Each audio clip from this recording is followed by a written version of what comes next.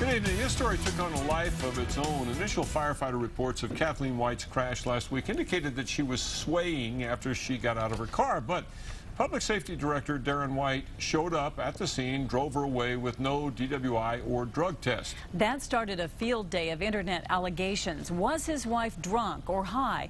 Was she given special treatment? News 13's Katie Kim is live downtown with some answers.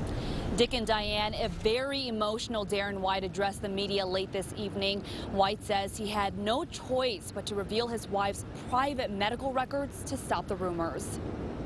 I did nothing that no husband wouldn't do for his wife. Public Safety Director Darren White responds to the allegations and makes some of his own. People are using my wife's medical condition for political attacks. The drama stems from a crash that happened here near Montgomery and Wantabo last Wednesday morning around 8. White's wife, 36-year-old Kathleen White, crashed her Porsche into a curb. According to an initial AFD report, Kathleen had difficulty standing and was swaying. White rushed to the scene. He admits his lights were on, but never sounded the siren. I just put the emergency lights on because it's an emergency vehicle and I had it in the street. White says after 30 minutes, he recognized his wife needed medical attention. Lights still glaring. He took her to see a doctor. I said, I will take her, and which I did, and I made the right call. Turns out Kathleen had a seizure while driving.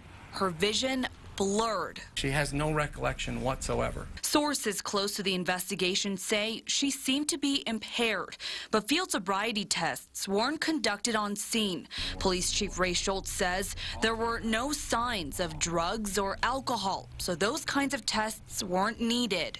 In order to proceed further, you would have to have probable cause. Toxicology reports show Kathleen did not have any drugs or alcohol in her system. Now the police officer who was supposed to draft the crash report was supposed to turn it in by last Wednesday, but he didn't turn it in until late this afternoon, fueling the rumors even more. Meanwhile, Mayor R.J. Berry has ordered the city's independent review board to conduct an investigation to see what happened, but he expects that will take several weeks. Back to you. Okay, Katie. Now, as you heard, Darren White says he thinks this is all part of a political attack. He didn't say who he thinks is behind it, but the police and firefighters unions have been critical of him, Chief Schultz and Mayor Berry, mainly over pay and contract.